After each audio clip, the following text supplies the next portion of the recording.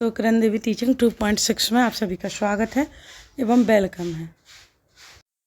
तो हमारी यहाँ पर क्या चल रहा है, 6 to 8 की एनसीईआरटी भी इस चैनल पर चल रही है एवं 2011 से 2024 तक के संपूर्ण पेपर भी लगवाए जा रहे हैं। और इसमें क्या आपको एक सुविधा है, क्योंकि इस बार हर बार के पेपर आते हैं उसमें इंक्लूड कर दिए जाते हैं, तो आपके जितने भी 2011 से 24 तक के पेपर हैं सारे लगवाए जाएंगे।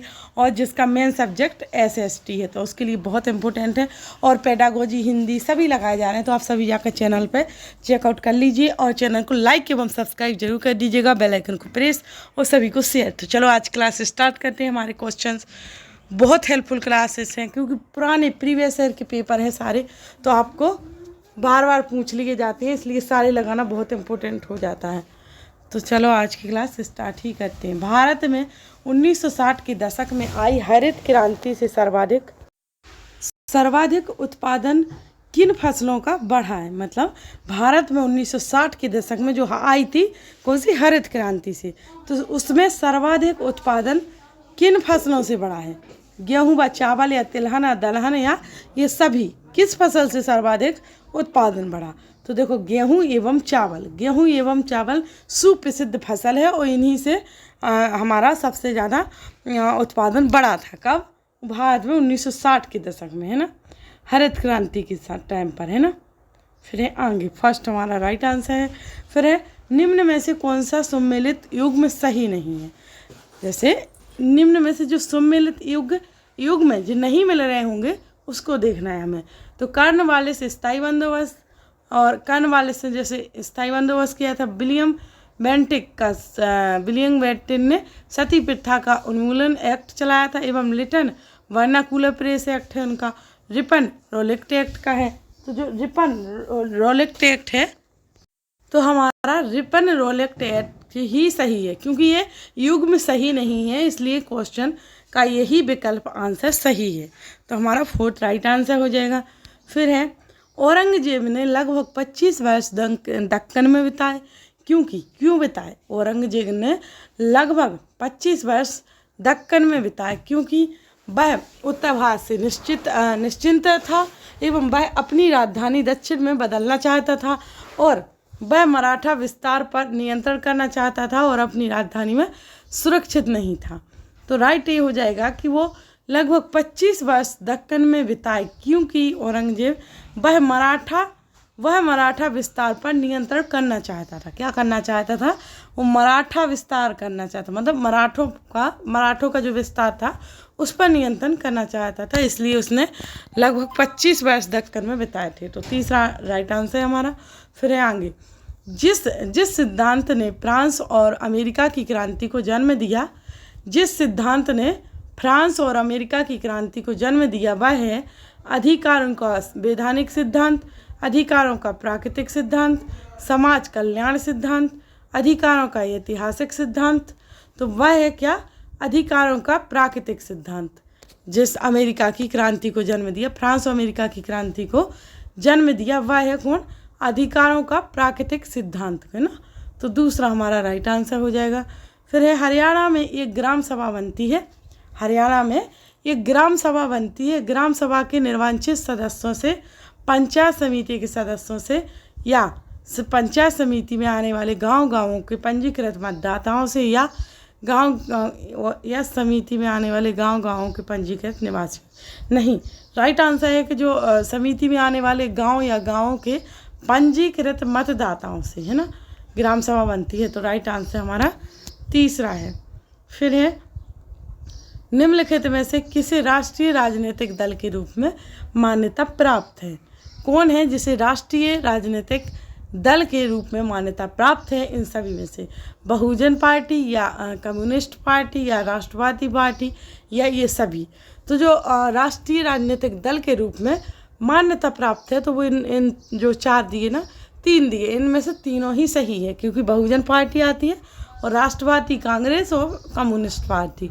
तो ये सभी राइट आंसर हो जाएगा हमारा, यानी फोर्थ राइट आंसर हो जाएगा। फिर है किन प्लेट किनारों के सहारे सर्वाधिक भूकंप व ज्वालामुखी आते हैं।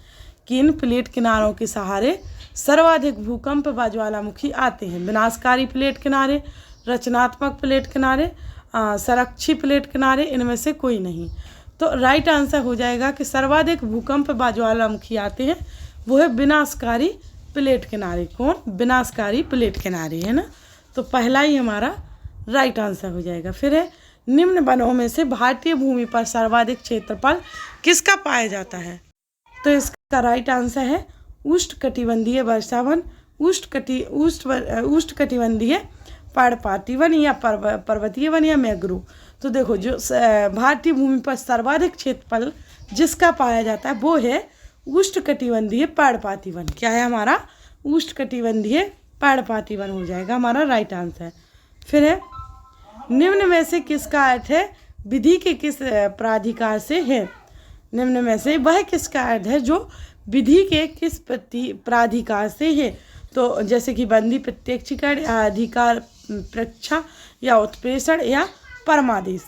तो विधि के किस प्राधिकार से है? तो वो है अधिकार प्रक्षा से। किससे? अधिकार प्रक्षा, यानी दूसरा हमारा राइट आंसर हो जाएगा। तो आगे भारत में कृषि ऋणों का शीर्ष निकाय है। भारत में कृषि ऋणों का शीर्ष निकाय है तो वो कौन सा है? तो भारतीय रिजर्व बैंक या भारतीय स्टेट या राज्य सहकारी या राष्ट्रीय कृषि एवं ग्रामीण विकास बैंक। राष्ट्रीय कृषि एवं ग्रामीण विकास बैंक। तो भारत में कृषि ऋणों का शीर्ष निकाय होता है कि राष्ट्रीय कृषि एवं ग्रामीण विकास बैंक। तो हमारा फोर्थ ही राइट आंसर हो जाएगा, है ना। फिर आगे है निम्न में से किसे ब्रेटन वुड्स ट्विन के रूप में जाना जाता है? वह कौन है जिसे ब्रेटन वुड्स ट्विन के नाम से जाना जाता है? IMF एवं WTO या वर्ल्ड बैंक एवं IMF या WTO एवं WLO या WLO।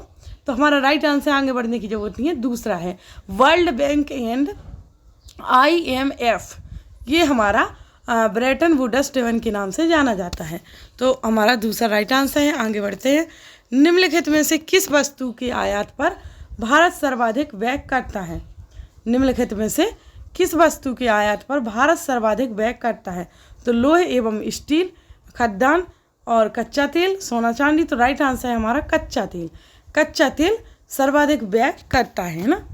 फिर है आगे वर्ष 1913 में दादा साहेब फाल्के ने जो फिल्म बनाई वह थी CID या हैंगिंग गार्डन या राजा हरिश्चंद्र या गेस्ट हाउस। तो जो वर्ष 2013 में दादा साहेब फाल्के ने फिल्म बनाई थी वो थी राजा हरिश्चंद्र। कौन थी? राजा हरिश्चंद्र। ये बार बार क्वेश्चन रिपीट किया जाता है। फिर है निम्नलिखित राज्यों में से कौन सा राज्य लोकसभा में सर्वाधिक सांसद भेजता है? महाराष्ट्र, बिहार, आंध्र प्रदेश, तमिलनाडु। तो जो राज्य लोकसभा में सर्वाधिक सांसद भेजता है वो है महाराष्ट्र। कौन भेजता है?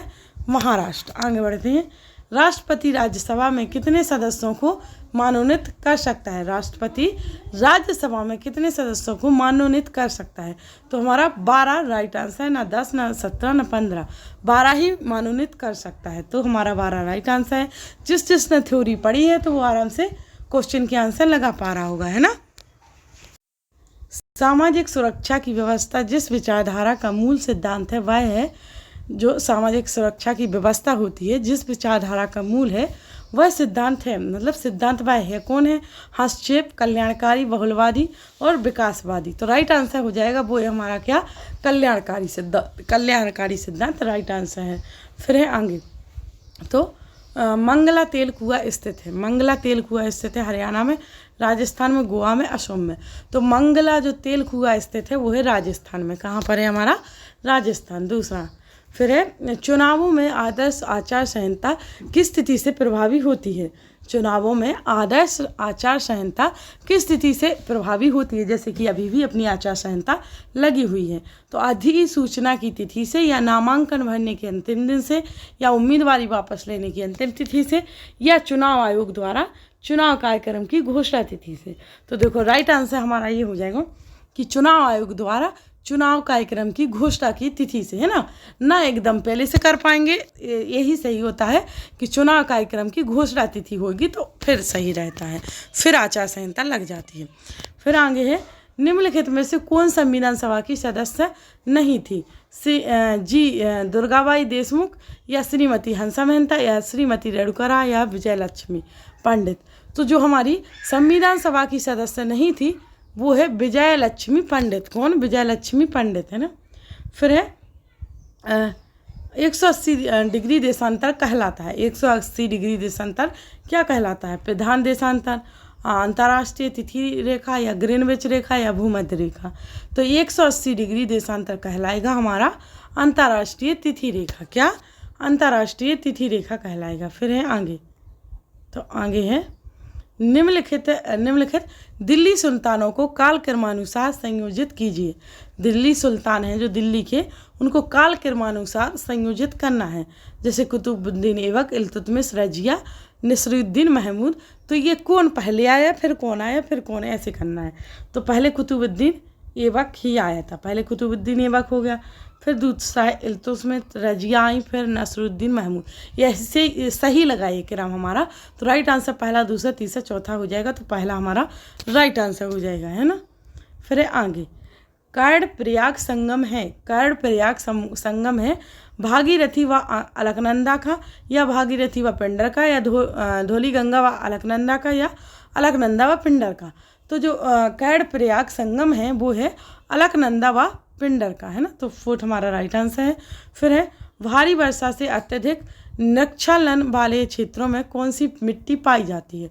भारी वर्षा से अत्यधिक निक्षलन वाले क्षेत्रों में कौन सी मिट्टी पाई जाती है? तो काली, लेटेराइट, जलोढ़, पर्वतीय।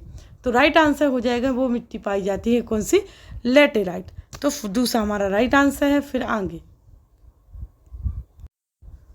IMF के बारे में, IMF के बारे में कौन सा कथन सत्य है वो देखना है हमें। IMF के बारे में कौन सा कथन हमारा सत्य निकलता है उसको देखना है। IMF में 188 सदस्य राष्ट्र हैं एवं यह राष्ट्र संघ का एक कुछ बच्चे बोलते हैं कि सभी मत पढ़ा करो, राइट आंसर दे दिया करो।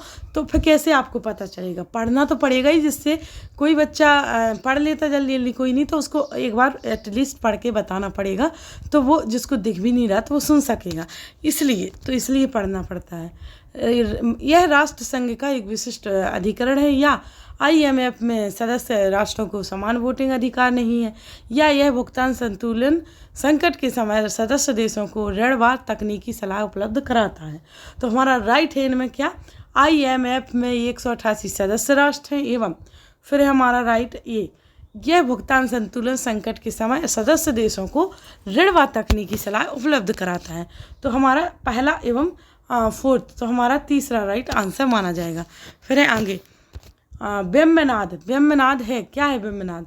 एक बंदरगाह है, लेगून झील, या पर्वत चोटी, या बहुउद्देशीय परियोजना है। तो हमारा ब्रह्मनाद है। तो हमारा राइट है क्या? लेगून झील। क्या हो जाएगा? लेगून झील ब्रह्मनाद है। तो हमारा राइट आंसर दूसरा हो जाएगा। फिर है एशियाटिक सोसाइटी ऑफ बंगाल के संस्थापक थे।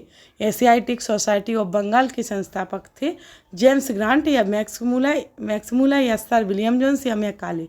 तो जो एशियाटिक सोसाइटी ऑफ बंगाल के संस्थापक थे वो थे सर विलियम जोन्स। कौन थे? सर विलियम जोन्स थे। राइट आंसर है।